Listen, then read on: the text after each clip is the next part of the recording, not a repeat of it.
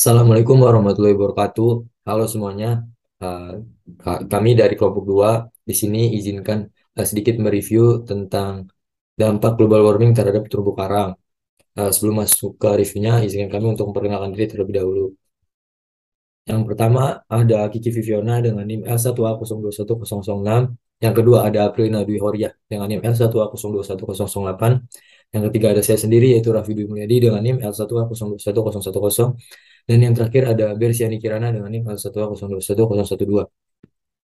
Nah, di sini kita menggunakan 3 jurnal yang telah kita review. Yang pertama dengan judul Global Declines in Coral Reef Calcium Carbonate Production Under Ocean Acidification and Warming. Yang kedua, Global Warming Triggers Coral Reef Bleaching Tipping Point. Yang ketiga, Effect of Global Warming and Mediterranean Coral Forest. Oke, sebelum itu kita akan masuk ke pendahuluan. Kita di sini akan membahas tentang global warming. Sebenarnya apa sih global warming itu? Global warming adalah pemanasan global yang berhubungan dengan proses peningkatan suhu rata-rata permukaan bumi. Apabila kondisi temperatur bumi itu terus-menerus mengalami peningkatan, maka akan membuat suhu laut mulai menghangat. Nah, akibat dari suhu laut yang menghangat ini adalah dampaknya kepada biota laut, yaitu penyebaran penyakit. Karena suhu yang hangat itu sangat mudah membuat bakteri itu menyebar. Dan salah satu biota yang akan berpengaruh adalah terumbu karang. Penelitian yang dilakukan oleh Cornwell et al. 2021 dengan metode pengumpulan data dari 233 lokasi di 183 terumbu berbeda secara global, 49% di Atlantik, 39% di India, dan 11% di Samudra Pasifik, untuk mengukur dampak pemanasan dan pengasaman laut pada produksi, dan kemudian data ini untuk memperkirakan dampak pada produksi dan pertambahan karbonat bersih pada tahun 2050 dan 2100. Seperti yang sudah dijelaskan pada bagian awal atau pendahuluan, jika pemanasan laut akibat global warming mengancam biota yang ada di laut, contohnya yaitu terumbu karang atau koral, baik di masa yang sekarang ataupun masa yang akan datang. Karena apa? Karena terumbu karang sangat sensitif terhadap pemanasan dan perubahan suhu laut. Dampak pemanasan global terhadap terumbu karang yang berdasarkan penelitian yang dilakukan oleh Cornwell et al. 2021 ini terdapat 4 dampak. Yang pertama, produksi kalsium karbonat menurun. Yang kedua ada pemutihan atau bleaching. Yang ketiga adalah bioerosi, dan yang keempat adalah pengurangan tutupan karang.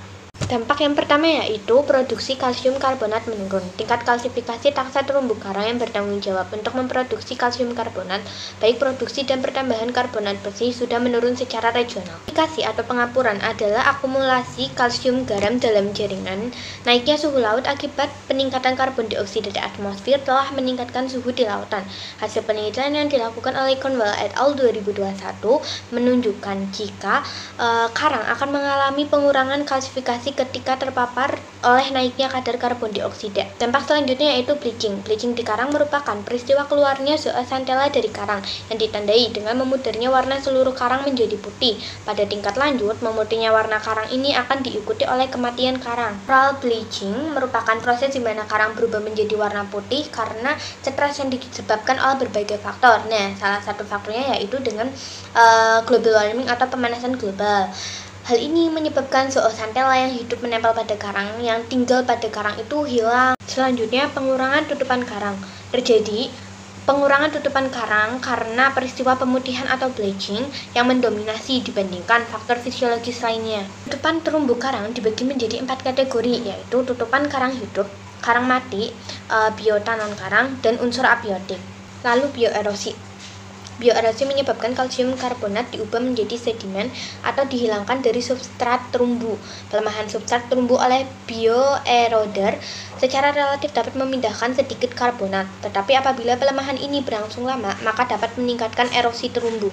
Bioerosi dapat dilakukan oleh alga, mikroberer, jamur, bakteri, serta biota lain. Laju erosi pada karang yang disebabkan oleh biota dikenal dengan bioerosi.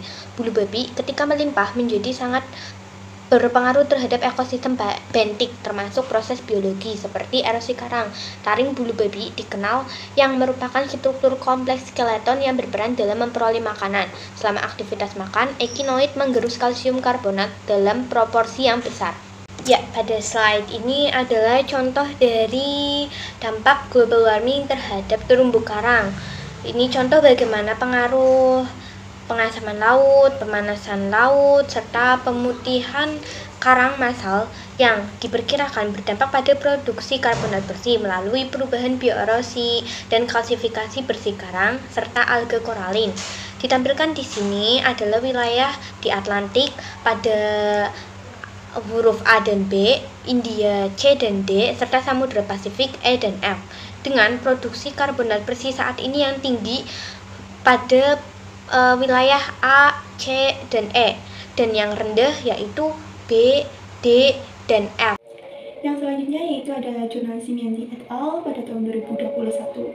Dari jurnal tersebut dijelaskan bahwa pada tahun 2014 hingga tahun 2019 terdapat 39,4 koloni mati, dan sebagian besar dari koloni tersebut mati itu disebabkan oleh tertutupnya oleh epibion. Sebelumnya epibion itu merupakan organisme yang hidup menempel pada organisme yang lain, sehingga disebut sebagai basibion. Dari kedua interaksi tersebut disebut sebagai interaksi epibiosis. Kemudian pemanasan global dan peningkatan nutrisi air laut karena peristiwa alam dan antropogenetik adalah pemicu utama terbentuknya mikroalga. Jadi dari akibat dari global warming dan peningkatan nutrisi tersebut dapat menyebabkan bloomingnya mikroalga, sehingga akan memicu stresnya terumbu karang atau bahkan bisa merusak dari spesies terumbu karang tersebut karena akibat bloomingnya mikroalga. Nah, di sini ada Pramusia clavata yang merupakan jenis terumbu karang yang spesies Luna kolonial dalam famili Flexauridae. Nah, selanjutnya pertumbuhan atau bloomingnya makroalga sebagai epibion tersebut dapat menyebabkan stres pada terumbu karang yang masih hidup. Kemudian, keberadaannya yang lebih dalam dan posisinya pada substrat vertikal dapat mengurangi intensitas stres pada karang tersebut karena air yang lebih dingin, terus ketersediaan cahaya matahari yang berkurang untuk pertumbuhan alga tersebut dapat menghambat pertumbuhan makroalga tersebut, sehingga akan mengurangi pemicu stresnya pada terumbu karang tersebut. Kemudian, koloni yang hidup terganggu oleh makroalga itu sebagian besar merupakan spesies Spudopedusulatus yang mempengaruhi 95,5% dari koloni yang diteliti. Hal tersebut juga ditemukan pada substrat subvertikal atau kemiringan kawasan dengan kedalaman antara 35,8 meter, di mana 47,2% tersebut merupakan koloni mati dan 55,6%-nya yang ditutupi oleh gelondong makroalga.